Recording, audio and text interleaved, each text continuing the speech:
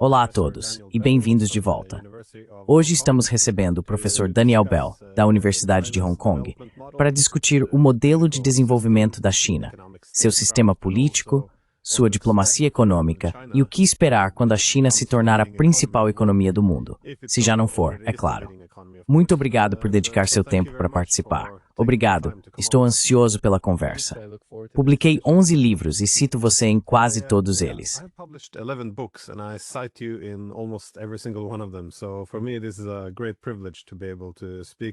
Então, para mim, é um grande privilégio poder conversar com você hoje. Então, sim, mais uma vez, obrigado. Achei que um bom ponto de partida seria o seu livro sobre a meritocracia da China. Desculpe, onde você descreve a governança chinesa como uma mistura baseada em mérito e experimentação, mas também com alguns fortes elementos de democracia.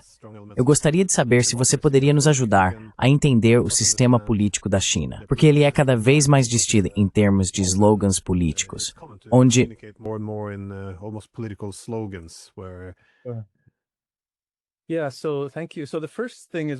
Sim, obrigado. A primeira coisa é que precisamos deixar de lado o tipo de ideais políticos que aprendemos no Ocidente. Eu sou do Canadá e, especialmente no período pós-Segunda Guerra Mundial, formou-se uma espécie de consenso de que existe apenas uma maneira legítima de escolher líderes, por meio de eleições democráticas. Todas as outras formas são rotuladas como autoritárias e não fazemos realmente distinção entre a Coreia do Norte, ditaduras familiares ou regimes militares como em Myanmar e assim por diante. A China é digamos, animal político diferente. A primeira coisa a observar é que é um país grande, obviamente isso é evidente. Mas há uma espécie de consenso na China, pelo menos entre as elites políticas e os reformistas, de que não existe uma única maneira de escolher líderes.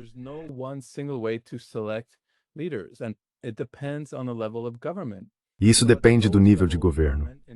No nível mais baixo, nas aldeias, por exemplo, a maioria dos moradores conhece bem seus líderes. Faz sentido usar eleições democráticas ali, porque as pessoas sabem quem provavelmente é corrupto, quem não é, quem é mais capaz e quem é menos capaz. Mas quanto mais se sobe no sistema político em direção ao topo, mais distante se torna a relação entre o povo e os líderes. E as pessoas simplesmente não têm as informações necessárias para fazer bons julgamentos. No nível mais alto, as decisões também são muito mais complexas. Quero dizer, pense nos tomadores de decisão no mais alto escalão do governo da China.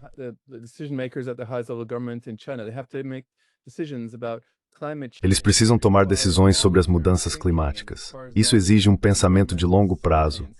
Exige conhecimento de ciências ambientais, economia, filosofia, história e assim por diante. Também exige, idealmente, um longo período de treinamento em níveis mais baixos do governo para aumentar a probabilidade de que os líderes tomem decisões políticas bem informadas. No mais alto nível de governo, chamo esse ideal de meritocracia política. Claro, não é uma invenção minha, é apenas uma forma de dar sentido ao que já existe. Em chinês, isso é chamado de shish, e a ideia é que o sistema político deve buscar selecionar e promover funcionários públicos com habilidade e virtude acima da média.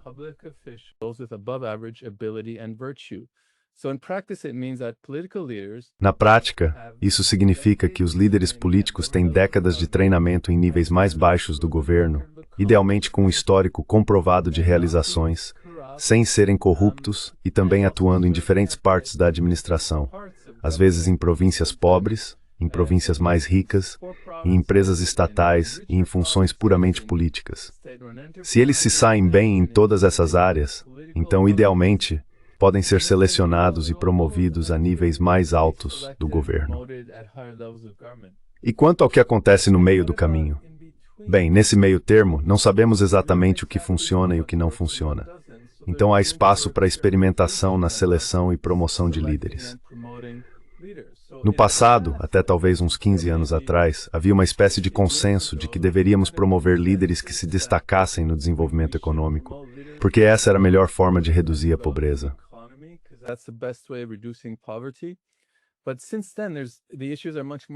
Mas desde então, as questões se tornaram muito mais complexas, certo? Há uma enorme diferença entre ricos e pobres, desastres ambientais e a redução da pobreza ainda é um problema. Então, como podemos selecionar e promover líderes com base nesses diferentes tipos de critérios? Bem, nós realizamos experimentos.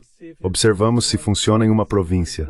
Se houver uma forma de avaliar com precisão a capacidade de promover a sustentabilidade ambiental, por exemplo, em Hangzhou, isso pode ser generalizado para outras partes da China. Expores que cambio de ideia was levered to el aprental core disease.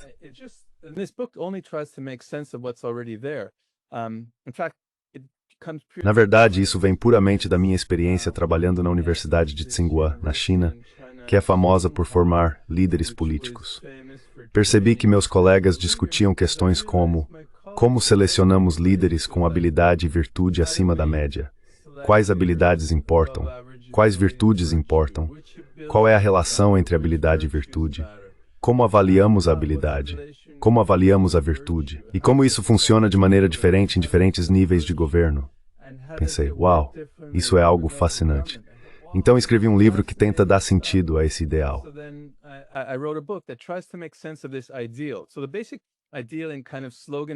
Então a ideia básica, em forma de slogan, é que nos níveis mais baixos de governo, você depende muito mais de mecanismos democráticos, e nos níveis mais altos de governo, você depende muito mais da meritocracia política. Entre esses dois extremos, há muito espaço para experimentação. Esse é o ideal, e eu acho que ele está parcialmente incorporado na realidade. Mas é claro, há uma grande diferença entre o ideal e a realidade. Ainda vemos, por exemplo, que há muita corrupção no sistema.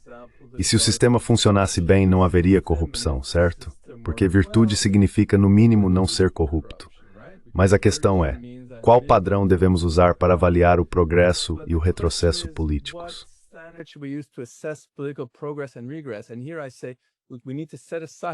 E aqui eu diria que precisamos deixar de lado o que aprendemos, bem, no meu caso no Canadá, e usar um padrão que as pessoas daqui utilizam para avaliar o progresso político.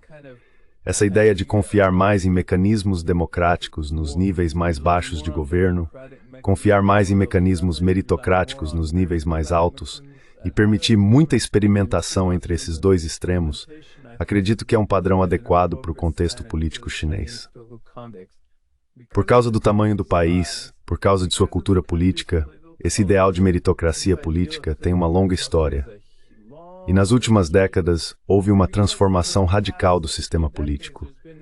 Basicamente, uma reinstitucionalização desse sistema meritocrático.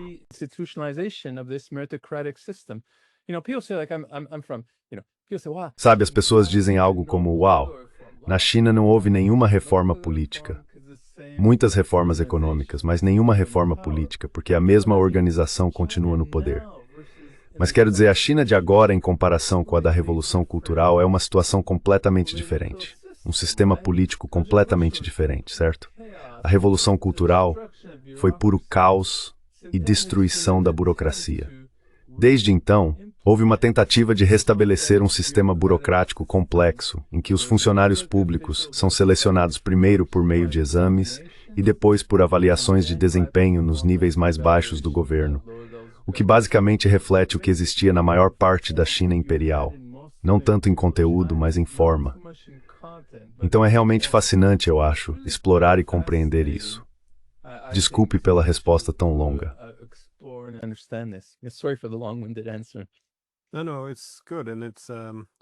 Não, tá tudo bem. E essa meritocracia, você quase pode colocar alguns dos grandes pensadores ocidentais nessa categoria. Quero dizer, se você olhar para Platão, ele não necessariamente via a democracia como o melhor caminho para o governo. Ele argumentava que, quando você escolhe o melhor capitão de um navio, você quer habilidade, você quer mérito. E por isso, ele era bastante cauteloso ao afirmar que, ao desenvolver um governo, não deveria ser apenas aquele que se vende melhor. Então, há uma forte. Isso também explica por que Platão foi bastante crítico, aliás, sobre o motivo de a democracia talvez não durar, porque ela seria uma transição em direção à tirania. Mas,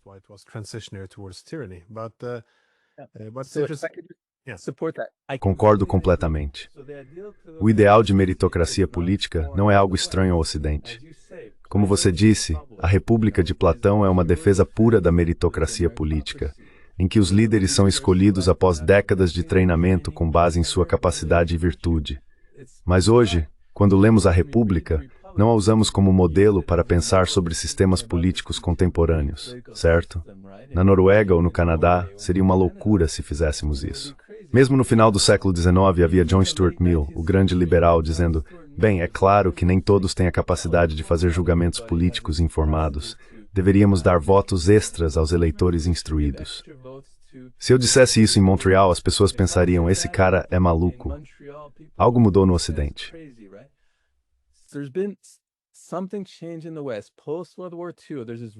Após a Segunda Guerra Mundial, formou-se um consenso muito dogmático de que nada mais importa.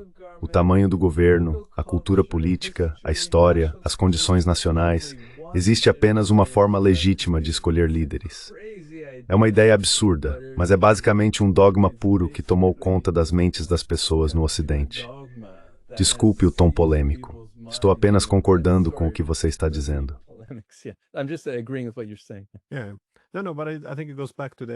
Sim, acho que isso remete aos fundamentos do que significa ser um cidadão, porque ser cidadão envolve tanto direitos quanto responsabilidades. Mas, em sociedades liberais, tendemos a focar apenas nos direitos. Nas primeiras democracias, havia um motivo pelo qual apenas homens proprietários de terras podiam votar, porque eles tinham tempo e capacidade para demonstrar responsabilidade e adquirir o conhecimento necessário para tomar decisões informadas. Então, acho que não é tão estranho exigir o mesmo de nossos líderes, que eles não sejam apenas bons em marketing. No entanto, achei interessante você ter mencionado a China. Para eles, dado o tamanho do país, é uma forma de estruturar a sociedade.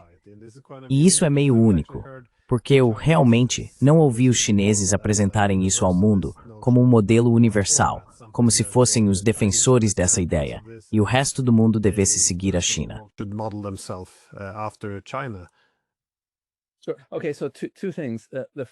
Então, certo, duas coisas. Primeiro, sobre o que você disse antes. O ideal da meritocracia também se baseia nessa ideia de igualdade de oportunidades desde o início, que você também encontra na República de Platão, certo? Onde tanto mulheres quanto homens podiam ser guardiões, ou seja, reis e rainhas filósofos. É parecido na China. Na China imperial, existia o sistema de exames, no qual apenas homens podiam participar. Mas agora, para avançar pelo sistema político, todos têm igualdade de oportunidades. Primeiro fazendo Gaokao, esse exame extremamente competitivo para entrar nas universidades, e depois através do chamado Gongyuan Kaoshi, o exame para funcionários públicos.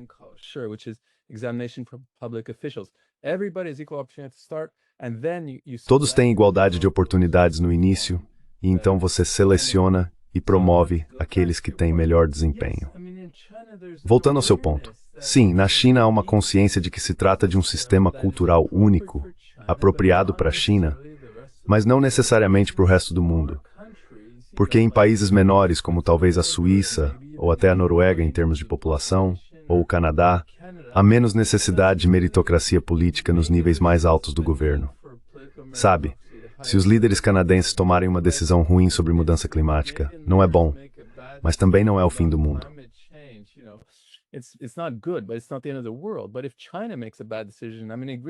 Mas se a China tomar uma decisão ruim, quero dizer, isso realmente poderia significar o fim do mundo como o conhecemos, mais ou menos, por causa das armas nucleares e tudo mais. Então os países maiores têm responsabilidades maiores.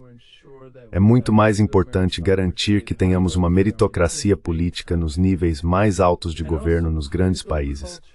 E também, a cultura política importa, certo? Na China há uma longa história em que isso não é apenas um ideal. Existe há pelo menos 2.500 anos. Também foi institucionalizado por meio de um sistema burocrático complexo que tem mais de 2.000 anos de história. Os países que não têm isso possuem uma cultura política completamente diferente e teriam dificuldade em promovê-la, certo?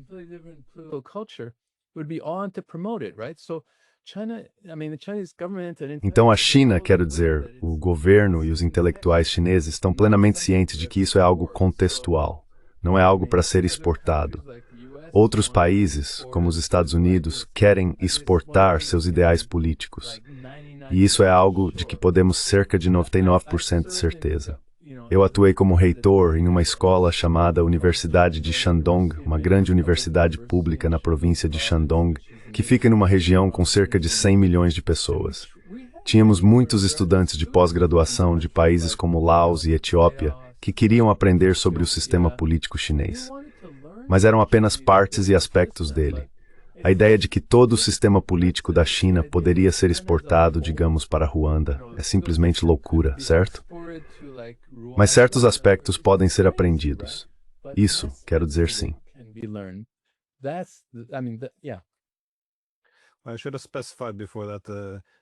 Eu deveria ter especificado antes que no mundo de hoje, como o trabalho envolve menos esforço físico, as mulheres são tão capazes quanto os homens. Portanto, é claro que elas devem ter as mesmas oportunidades na governança. Mas é interessante o que você descreveu, que há mais descentralização na base, onde é possível experimentar diferentes formas de governança, e então o que funciona é essencialmente elevado dentro do sistema político. Isso permite que ele se transforme por conta própria. Você acabou de destacar que a China é muito única em muitos aspectos. É um caso completamente diferente. Agora, isso é interessante, porque na ciência política geralmente temos uma divisão. A visão realista sustenta que todos os estados agirão mais ou menos da mesma forma, dependendo da distribuição internacional de poder. Ou seja, o ambiente externo dita o comportamento do Estado, mas o argumento oposto é que as características internas também influenciam o comportamento dos Estados.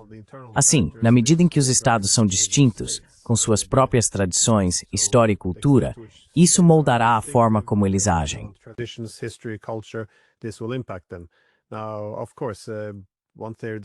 Claro, uma única teoria não prova tudo. Ambas podem ser verdadeiras em grande medida. Mas você aborda parte disso em seu livro sobre por que o pensamento político chinês antigo é importante. Você destaca que os debates políticos mais fascinantes ocorreram na China há 2000 anos e que isso ainda continua a influenciar as discussões atuais. Poderia desenvolver um pouco mais essa ideia, detalhar esse argumento?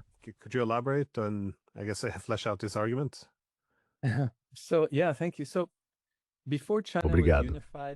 Antes de a China ser unificada sob o autoproclamado primeiro imperador, Qin Shi Huangdi, há cerca de 2.200 anos, ela ainda não era um único país.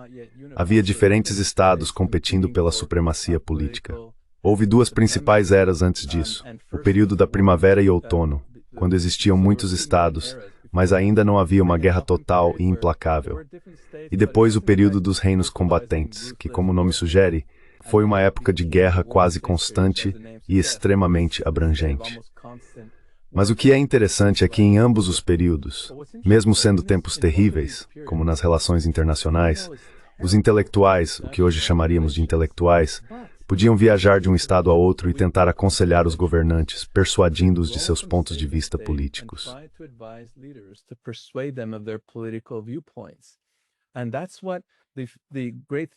E é isso que os grandes pensadores que vieram a ser conhecidos como os fundadores da tradição confucionista, como Confúcio, Mêncio e Xunzi, assim como aqueles que se tornaram conhecidos como os fundadores da tradição legalista, como Han Feizi e Shang Yang, e também os mohistas e os daoístas, todos tinham ideais políticos diferentes. Em certa medida, muitos deles tentaram viajar de estado em estado, persuadindo governantes. É uma espécie de ironia que os mais bem-sucedidos politicamente tenham sido os legalistas. O legalismo é chamado Fadja.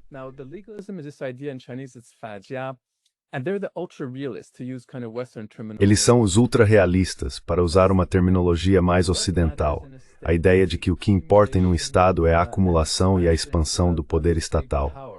Pode-se usar qualquer meio para isso, livre de restrições morais. O que realmente funciona, em última instância, é o medo e a força militar.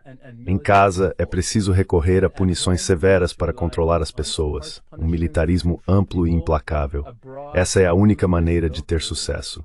Os legalistas foram bastante bem-sucedidos, porque eram conselheiros do estado de Qin, que acabou unificando a China ao recorrer a esses meios impiedosos. Mas foi a dinastia mais curta da história chinesa, durando apenas cerca de 15 anos.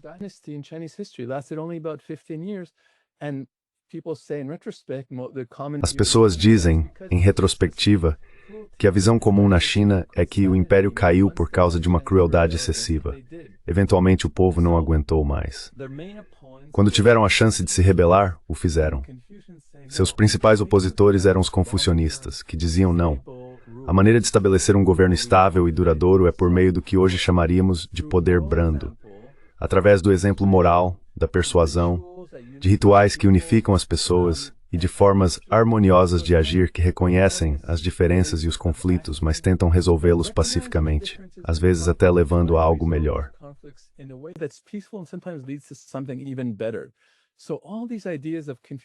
Então, todas essas ideias do poder brando confuciano, literalmente, foram fracassos em sua própria época.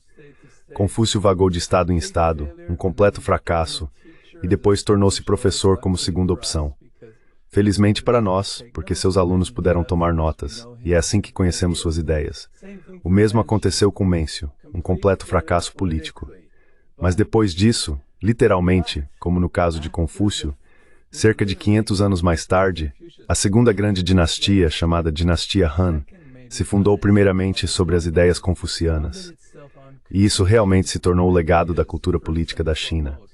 Assim, ele se tornou muito mais influente posteriormente.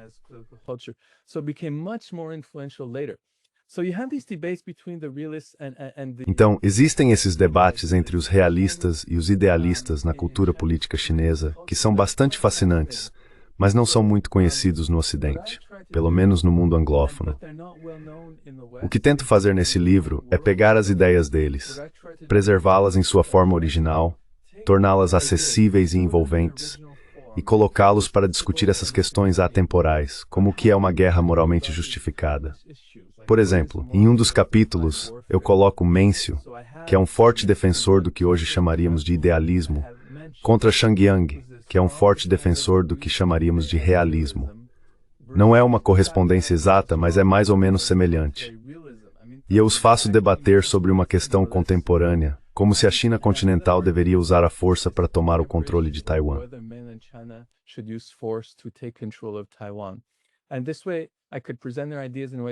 E dessa forma, eu poderia apresentar as ideias deles de um modo acessível e envolvente, ao mesmo tempo mostrando que ainda são relevantes hoje. Mas voltando ao seu ponto anterior, a maneira como você descreve o realismo contemporâneo como algo que se resume ao poder do Estado e quem se importa com a história? Desculpe, estou vulgarizando o que você disse, mas essa atitude de quem se importa com a história e a cultura é até certo ponto mais ou menos a visão dos legalistas. Você sabe, Shang Yang e outros, eles diziam que não importa quem são as pessoas ou quais são suas crenças. Uma vez que implementamos esses princípios legalistas, por exemplo, no caso deles, recompensar soldados de acordo com o número de cabeças inimigas que cortaram, trata-se de uma visão puramente comportamental. Quanto mais inimigos você mata, mais você deve ser promovido. E não importa o que passa pela mente das pessoas.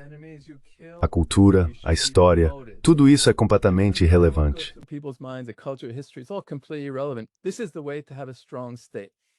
Essa é a maneira de ter um Estado forte. Então, nesse sentido, é bastante semelhante a essas visões. Não quero caracterizar mal certos realistas de hoje que argumentam que tudo se resume ao poder do Estado e que a história não é relevante.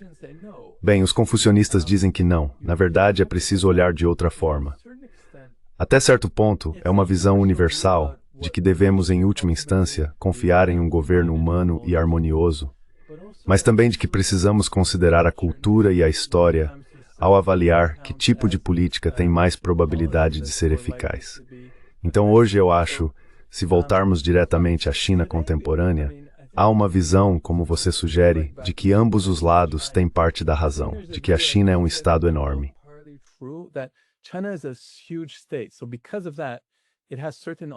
Por causa disso, ela tem certas obrigações e responsabilidades semelhantes às de outros grandes estados, simplesmente por causa de seu tamanho. Isso não depende de cultura ou história. Temos uma obrigação, por exemplo, como mencionado anteriormente, em relação às mudanças climáticas, à regulamentação de armas nucleares e da IA e à manutenção de uma economia mundial estável. Temos essa obrigação por causa do nosso tamanho. E quando lidamos com estados pequenos, bem, para ser franco, não é uma relação completamente igual, certo? Quero dizer, eles raramente dizem isso abertamente, mas é um fato que, quando o Canadá lida com a China, é como uma relação de irmão mais novo e irmão mais velho.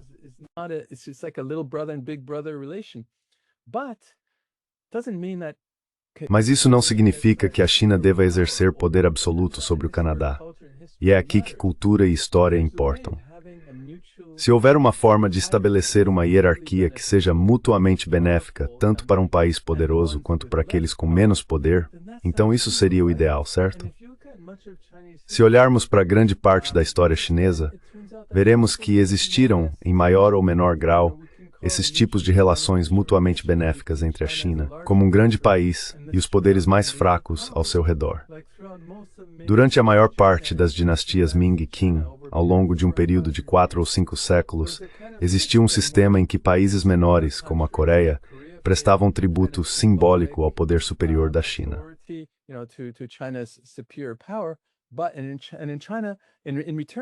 Mas em troca, a China ofereceria benefícios econômicos à Coreia. Esse sistema durou por vários séculos, com pouquíssimas guerras entre os estados. Isso é bem demonstrado por David Kang e outros. Na sociedade contemporânea, existe esse ideal. Novamente, não quero soar puramente utópico.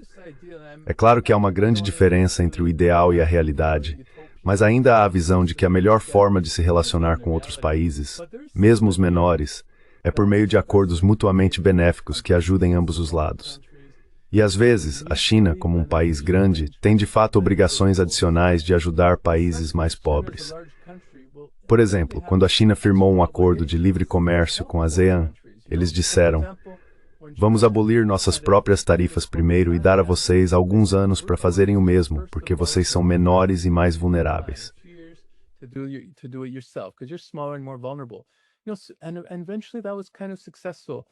E no fim das contas, isso foi meio bem-sucedido. Então acho que há uma visão de que sim, por um lado é uma visão realista, somos grandes e isso é um fato. Não depende de cultura ou história. Mas por outro lado, não somos uma potência expansionista no mesmo grau em que outros grandes países foram no passado, seja os Estados Unidos ou a Europa. Vamos pensar em termos de acordos mutuamente benéficos que ajudem ambos os lados. E se você observar o que a China, novamente, com base nesse pensador chamado David Kang, que eu acho muito bom, provavelmente sabe que há um ensaio recente chamado O que a China quer.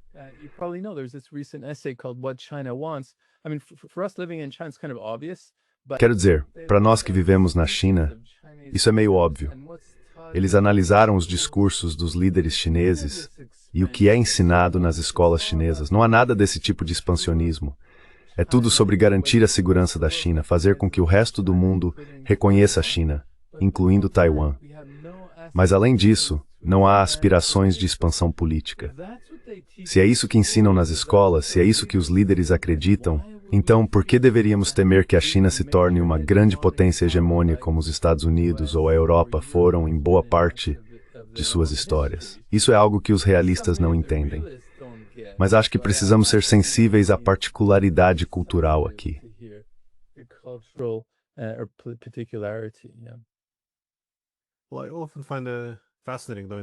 Bem, eu acho fascinante, na verdade, em termos de como eles se comportam no sistema internacional.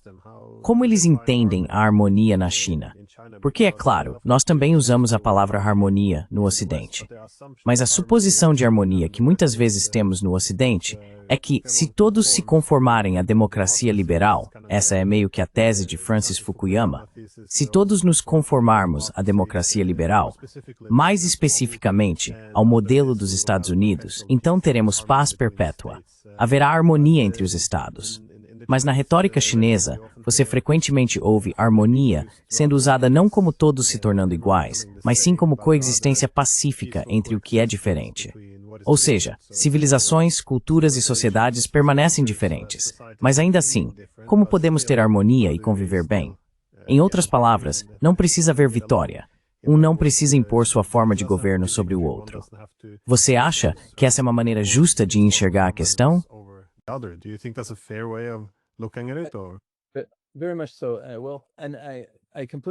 Sim, com certeza, e eu concordo totalmente. Em parte é uma questão de tradução incorreta, porque o caractere chinês costuma ser traduzido como harmonia. Mas em inglês, quando se ouve harmonia, especialmente em um contexto político, não fazemos distinção, soa como conformidade ou uniformidade. Isso tem implicações vagamente sinistras. Se o governo diz quero promover a harmonia, isso é um pouco preocupante, certo? Mas a ideia chinesa de harmonia, o ditado mais famoso, provavelmente dos Analectos de Confúcio, pode ser traduzida como algo do tipo: as pessoas exemplares buscam diversidade e harmonia, em vez de igualdade ou conformidade. Então há uma distinção explícita. São as pessoas mesquinhas, Xiaoren, que se preocupam com uniformidade e conformidade.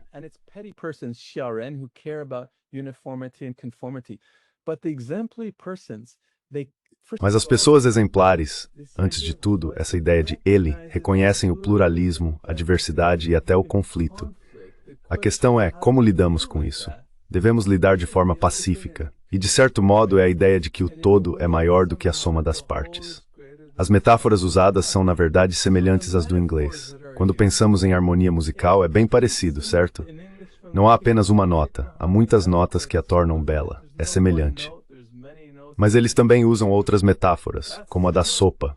Um único ingrediente tem um gosto sem graça, como o sal. É preciso adicionar diferentes ingredientes para fazer uma sopa mais saborosa, certo? Isso também é político. Se você é um líder e só ouve um ponto de vista, isso é tom, isso é uniformidade. Essa é uma receita para o desastre, porque você nunca vai identificar seus erros, nunca vai melhorar, nunca vai aprender. E por que um líder precisa ter diferentes pontos de vista?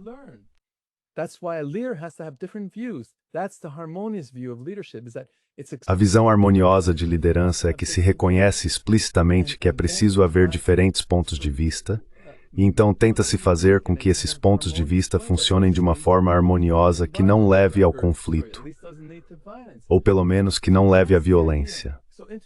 Essa é a ideia. Internacionalmente, a ideia de harmonia, exatamente como você acabou de dizer, não significa que exista um único modelo econômico ou político. É um reconhecimento explícito da diferença e do pluralismo. Mas então surge a questão: como reconciliar isso de maneira não violenta e às vezes também de uma forma em que o todo possa ser maior do que a soma das partes? Essas são as conotações imediatas que vêm dessa ideia na língua chinesa. Em inglês, ela leva conotações diferentes. Portanto, em certo nível, trata-se realmente de uma tradução incorreta. Se pudéssemos traduzir re como diversidade e harmonia, ou até diferença e harmonia, então acho que as pessoas do mundo de língua inglesa entenderiam melhor, sem todos esses mal-entendidos.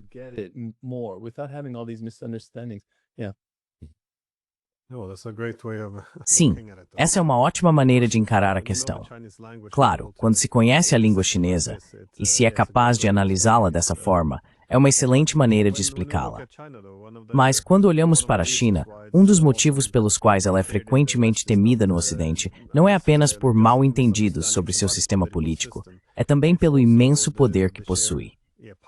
Não se trata apenas do tamanho, do território e, é claro, da enorme população, mas do que o mundo nunca havia visto antes.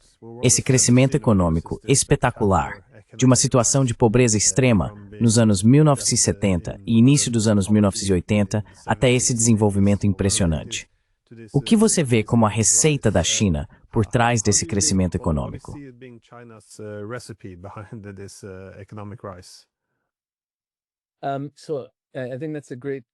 Então acho que essa é uma ótima pergunta. Penso que existem fatores subjacentes mais profundos, culturais ou como quer que se queira chamar. Um deles é essa ideia de que o Estado tem uma forte obrigação de lidar com a pobreza. Isso remonta muito na história chinesa. Os confucionistas já tinham essa visão. Os confucionistas se preocupam com a moralidade, mas também são realistas no sentido de que, se as pessoas estão lutando pela próxima refeição, é difícil serem morais, se importarem com as necessidades e interesses dos outros. Portanto, primeiro precisamos resolver a questão da pobreza, incluindo a reforma agrária, para garantir que as pessoas tenham um pedaço básico de terra que lhes proporcione segurança material. E então podemos pensar em como educar as pessoas e torná-las mais... Assim, isso foi institucionalizado ao longo da história chinesa. A ideia de que o Estado tem uma forte obrigação de lidar com a pobreza, de minimizar os riscos de fome e assim por diante.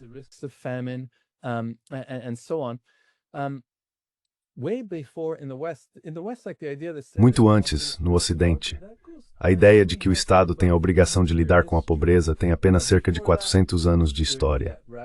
Antes disso, sim, Aristóteles reconhecia o problema das diferentes classes, mas isso se devia à instabilidade. Nunca se considerou, até recentemente, que o Estado tivesse a obrigação de lidar com a pobreza. De qualquer forma, o Estado deve trabalhar para melhorar o bem-estar material das pessoas. Por que o ideal comunista ressoou na China? Em parte por causa desse ideal mais antigo, tanto os socialistas quanto os confucionistas, entre outros, concordam que o Estado tem a obrigação de lidar com a pobreza. E também na tradição confucionista, parte da cultura política que molda a vida cotidiana das pessoas é essa visão intergeracional de bem-estar.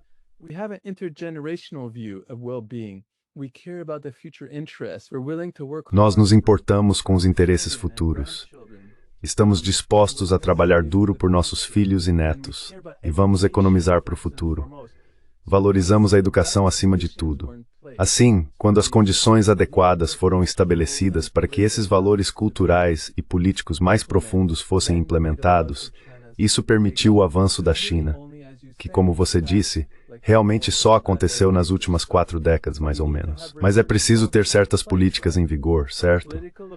Os funcionários políticos ou públicos precisavam ser recompensados de acordo com o desempenho e o crescimento econômico. E também era necessário haver espaço para que as pessoas pudessem atuar em um ambiente onde pudessem ganhar algum dinheiro para si e suas famílias, sem se preocupar em ser excessivamente tributadas ou expropriadas.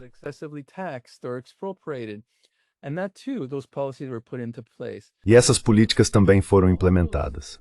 Então, todos esses fatores, os fatores culturais mais profundos, essa visão de mundo, essa ideia de que o Estado tem a obrigação de lidar com a pobreza, e posteriormente, nas últimas décadas, uma estrutura de incentivos para os funcionários públicos e para a população, tudo isso permitiu que esse avanço acontecesse. Nas primeiras décadas tratava-se de puro crescimento econômico, mas agora há o reconhecimento de que isso não é suficiente. Precisamos nos preocupar com a redução da pobreza, com a diminuição da desigualdade entre ricos e pobres, com a sustentabilidade ambiental e assim por diante. Portanto, torna-se mais complexo, mas todos esses fatores precisam estar presentes. E nesse sentido, talvez aqui também seja difícil exportar esse modelo.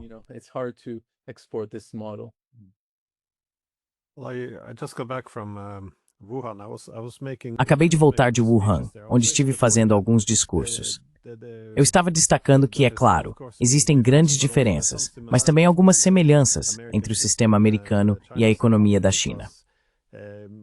Depois que os Estados Unidos conquistaram sua independência, Alexander Hamilton estava muito preocupado que uma dependência econômica excessiva em relação à Grã-Bretanha tornasse a independência política frágil, se não insustentável, a longo prazo.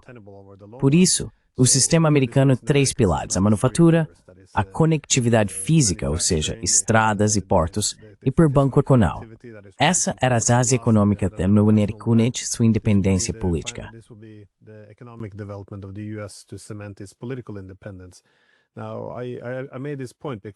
Agora eu fiz esse ponto porque na China é possível ver, não apenas na China, mas em muitos países que seguem um modelo semelhante, mesmo que não o chamem assim, políticas industriais muito poderosas e a ambição de estabelecer soberania tecnológica.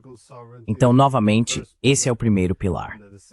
O segundo pilar é a conectividade. Claro, há projetos de infraestrutura massivos em toda a China, mas também agora com a iniciativa do Cinturão e Rota ao redor do mundo. E o terceiro pilar, é claro, é a China desenvolvendo seus bancos de desenvolvimento, sistemas de pagamento e experimentando diferentes tipos de moedas nacionais para o comércio. Parte disso diz respeito à soberania nacional. O restante tem a ver com a formação de um sistema multipolar. Mas acho que o ponto que eu estava fazendo é que muito do que a China está fazendo agora não deveria parecer tão estranho.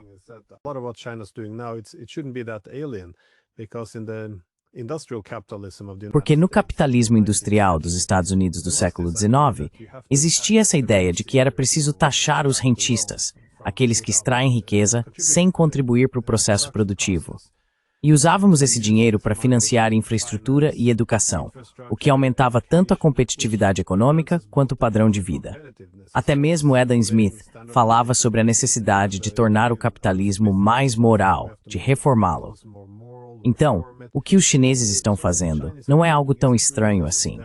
Não deveria nos parecer tão estranho. Mas você acha que a China conseguirá sustentar esse modelo? Porque, se olharmos para os Estados Unidos de hoje, o país está muito financiarizado. Todos aqueles princípios do século XIX parecem ter sido deixados de lado, o que é uma grande pena. Você acha que a China tem uma capacidade maior de manter esse formato de desenvolvimento econômico?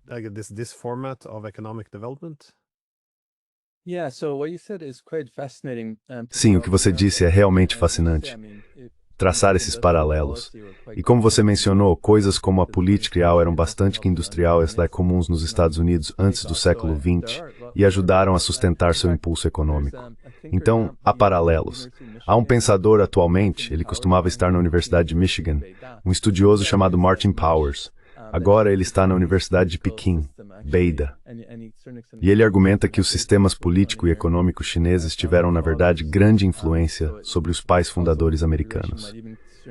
Então, a relação causal pode até vir daí. Agora, se a China conseguirá sustentar seu modelo, bem, quem pode saber o futuro? Mas o motivo para ser mais otimista em relação à China é que, em última instância, o Estado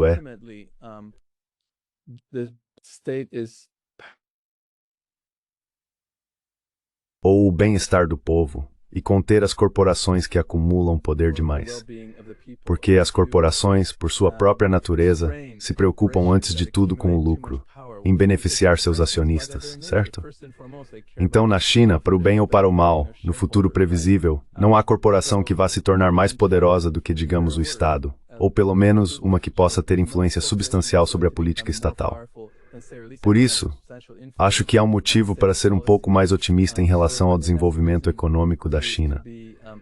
Dito isso, é claro que a China enfrenta enormes desafios. Desafios demográficos, desafios fiscais, em diferentes níveis de governo. Portanto, não estou dizendo que devemos ser excessivamente otimistas quanto ao futuro da China.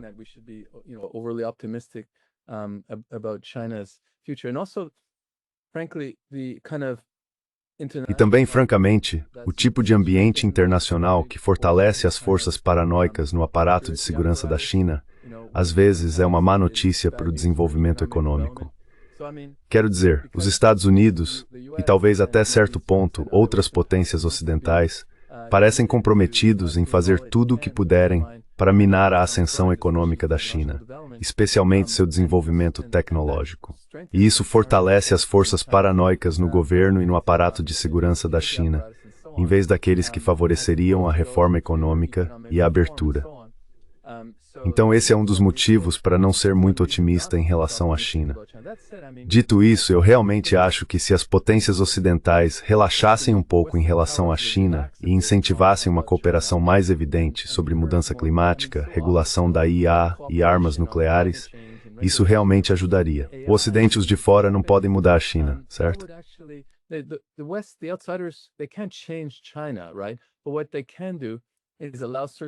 Mas o que eles podem fazer é permitir que certas forças na China realizem coisas que de outra forma seriam difíceis. Sabe, vimos isso, por exemplo, quando a China entrou na OMC. Isso levou a demissões em massa. Mas então os reformistas puderam dizer, olha, não é culpa nossa. Entramos na OMC, temos que fazer isso.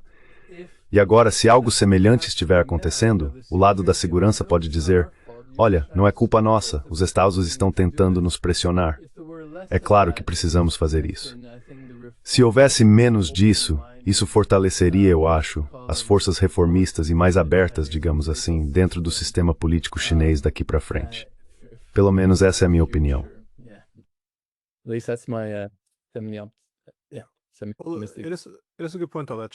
É um bom ponto que a China, independentemente de sua ideologia ou modelo político, usará seu poder econômico para moldar o mundo ao seu redor. Claro que no Ocidente, geralmente há muito foco na coerção econômica. Usamos todos esses termos, como a iniciativa do cinturão e rota, chamando-a de armadilha da dívida e assim por diante. Mas como você vê o poder econômico da China sendo usado internacionalmente?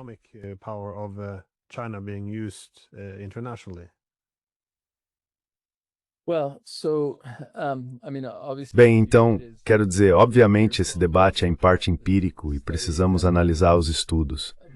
Mas, de modo geral, o sistema político na China, há problemas internos com excesso de capacidade industrial. Assim, a iniciativa do Cinturão e Rota foi, em parte, se não principalmente, influenciada pela necessidade de aliviar um pouco disso e de promover parte dessa capacidade no exterior.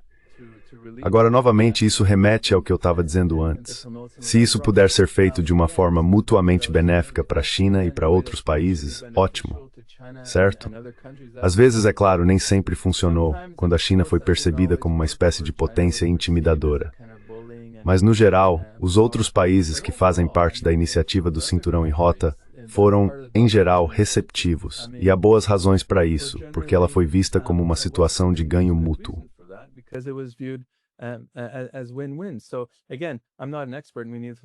Então, novamente, não sou um especialista e precisamos analisar o que as ciências sociais dizem.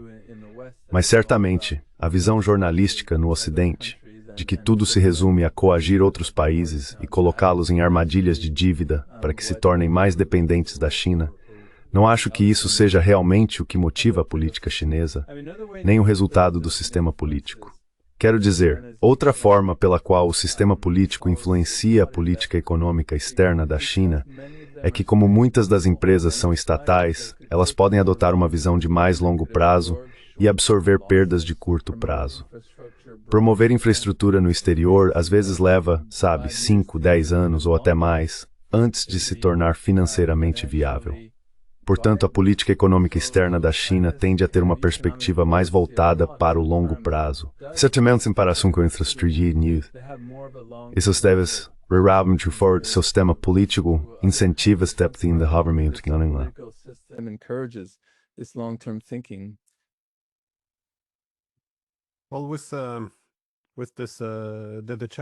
Bem, os chineses chamam isso de ascensão pacífica. Foi isso que definiu o crescimento econômico deles. Na minha interpretação geoeconômica, vejo isso como desenvolver a economia sem atrair muita atenção das grandes potências, que veriam isso com certa preocupação. Então, novamente, esconder a própria força enquanto se desenvolve internamente e tentar não criar ondas que atraiam atenção negativa demais. Mas no cerne disso, é algo em grande parte temporário, porque em algum momento, a China cresceria a um ponto e isso inevitavelmente seria mais sentido.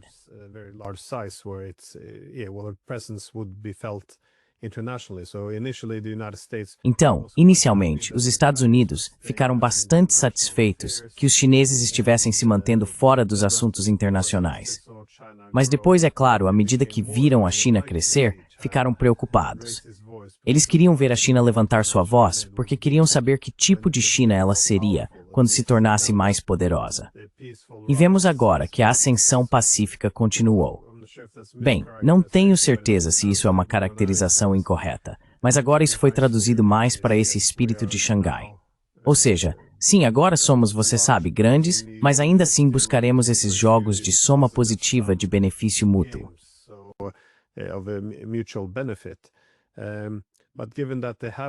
Mas considerando que eles já superaram o sistema econômico liderado pelos Estados Unidos e que esse sistema em si também está amplamente esgotado, agora está bastante claro que o papel da China inevitavelmente se tornará muito, muito maior no sistema internacional. Então, acho que isso me leva à minha última pergunta. Como a China vai se comportar quando se tornar a potência dominante? Como mencionei na introdução, se olharmos para a paridade do poder de compra, a China se tornou a maior potência econômica em 2014. Mas muitas vezes se presume que ela buscaria um sistema hegemônico como o dos Estados Unidos. E é geralmente aí que surge a divisão. A China será distintamente diferente, ou se tornará, ou tentará se tornar, mais uma hegemonia.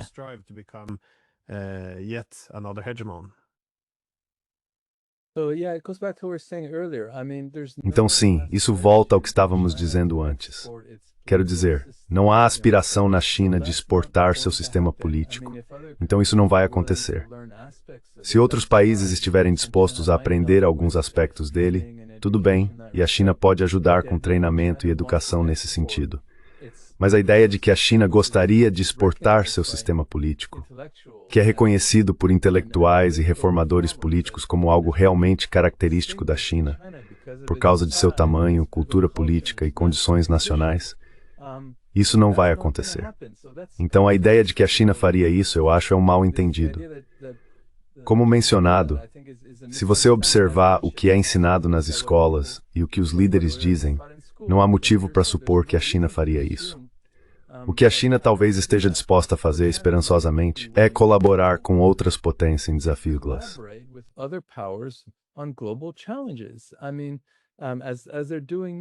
Quero dizer, como eles estão fazendo agora em questões como mudança climática e energia verde, e mais tarde, espero, em coisas como a regulamentação de armas nucleares, IA e o enfrentamento de futuras pandemias. O grande obstáculo para a cooperação global agora é, claro, os Estados Unidos, não a China. Você sabe, até mesmo coisas como a China não querer realmente perturbar o sistema político.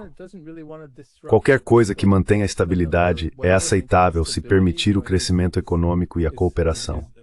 Então, mesmo na região Ásia-Pacífico, digamos daqui a 10 ou 20 anos, se houver um governo americano mais aberto à colaboração com a China e que diga, vamos fazer patrulhas militares conjuntas no Ásia-Pacífico, esse é o tipo de coisa ao qual a China provavelmente estaria bastante aberta.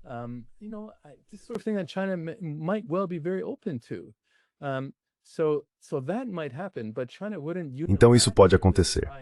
Mas a China não tentaria unilateralmente exportar seu modelo político, nem usar força militar além, você sabe, do que é considerado o território próprio da China. Quero dizer, é quase inconcebível. Claro, as coisas podem acontecer, mas é extremamente, extremamente improvável. É estranho, eu estava na Austrália ontem e foi fascinante descobrir que desde o início do século XIX, existe esse medo na Austrália de uma invasão chinesa. Isso me parece tão absurdo, mas esse medo aí, Cortevas, medo ainda existe.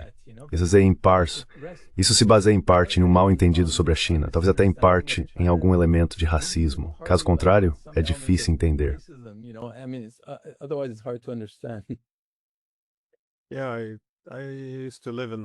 Sim, eu costumava trabalhar na Austrália por 14 anos. No passado, eles tinham algo que chamavam de perigo amarelo, ou seja, era um pequeno posto avançado europeu na Ásia, cercado por gigantes asiáticos. Esse tipo de pensamento moldava sua política externa, fazer o que os britânicos faziam, porque precisavam se alinhar a eles. E então, é claro, quando os Estados Unidos assumiram o papel de hegemonia global, eles se alinharam estreitamente aos Estados Unidos. Agora, é claro, a Austrália mudou. Não estou dizendo o contrário. Sua economia tem tentado equilibrar essa herança europeia com a geografia asiática. Mas ainda existe essa mentalidade de que é preciso escolher entre a China e os Estados Unidos. Isso ainda é visível em toda a política. A ideia de que os chineses podem estar vindo atrás de nós, de que precisamos da Indonésia como escudo, de que precisamos de bases americanas aqui. É melhor enfraquecer a China porque ninguém sabe o que pode escutar. E o sistema educacional também. Quero dizer, fiquei chocado ao descobrir que quase não há ninguém nas universidades que ensine filosofia e cultura política chinesas. Quero dizer, como é possível entender o país sem isso?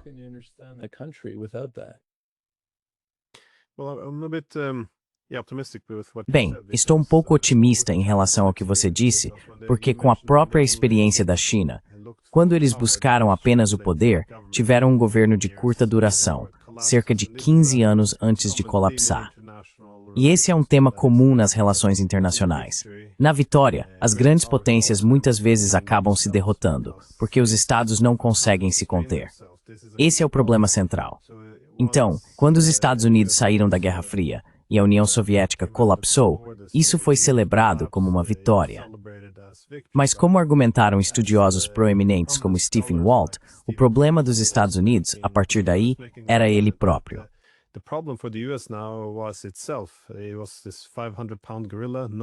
Era esse gorila de 500 quilos, sem ninguém para contê-lo.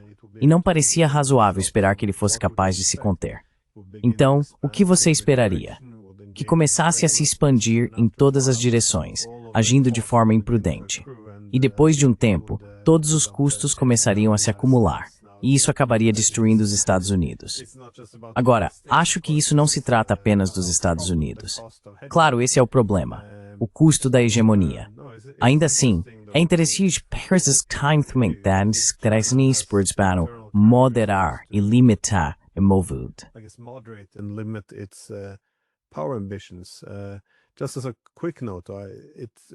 Apenas como uma observação rápida, costumava-se dizer o mesmo sobre os Estados Unidos. Se você olhar para economistas como Friedrich List, ele já argumentava em 1827 que a política econômica americana era apenas em nome da liberdade. Eles só queriam liberdade e independência, em contraste com os britânicos, que buscavam a hegemonia. Mas é claro, por volta da década de 1840, o sentimento havia mudado um pouco. Agora os britânicos deveriam se aliar à Alemanha porque precisavam conter o imenso poder dos Estados Unidos.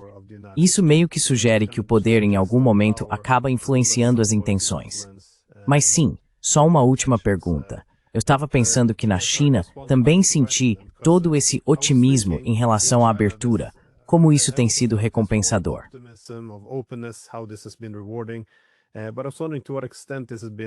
Mas eu estava me perguntando, até que ponto isso tem sido a causa dos últimos 40 anos tão favoráveis de abertura por meio da globalização e da integração aos mercados internacionais? Porque isso funcionou muito bem para a China. Ela prosperou enormemente. Pergunto por quê. Se os Estados Unidos conseguissem enfraquecer a China, essencialmente reduzi-la um pouco em tamanho, destruir sua economia, isso não poderia mudar completamente o sentimento dentro da China. Quero dizer, consigo imaginar a China ficando bastante irritada e ressentida, em contraste com essa ideia otimista de harmonia e ganho de soma positiva, se os Estados Unidos tivessem sucesso em quebrar sua economia.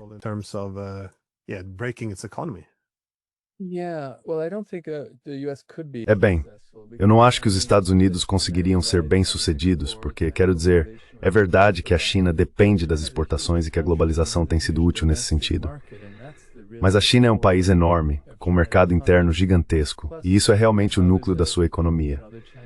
Além disso, agora os chineses, não sou especialista, estão voltando muito mais a atenção para o sul global em busca de cooperação e exportações. Então Mas ainda assim, vamos supor que os Estados Unidos e outras potências tivessem a capacidade de enfraquecer o desenvolvimento econômico da China. Isso levaria a mais ressentimento na China. Quero dizer, é claro que deixaria as pessoas mais pessimistas.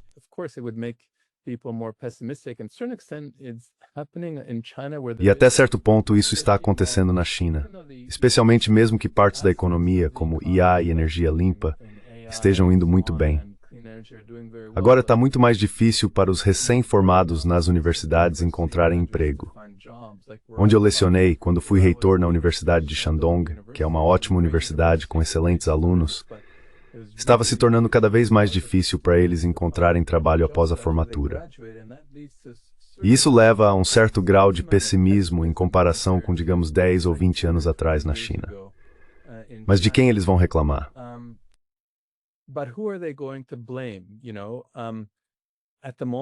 Sabe, no momento não acho que eles estejam realmente culpando o governo chinês. Quer dizer, houve um pouco disso em 2022, quando os excessos da política de zero Covid ficaram evidentes e houve muita insatisfação.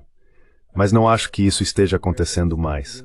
As pessoas têm consciência de que não é realmente o governo chinês o principal responsável pelos problemas da China.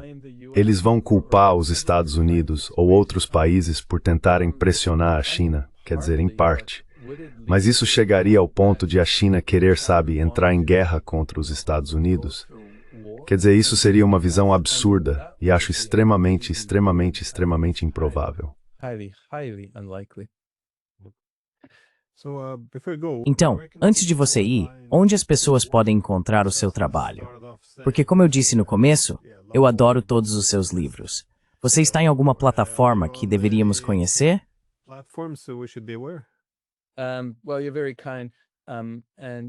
Bem, você é muito gentil. E sim, eu, na verdade, não muito.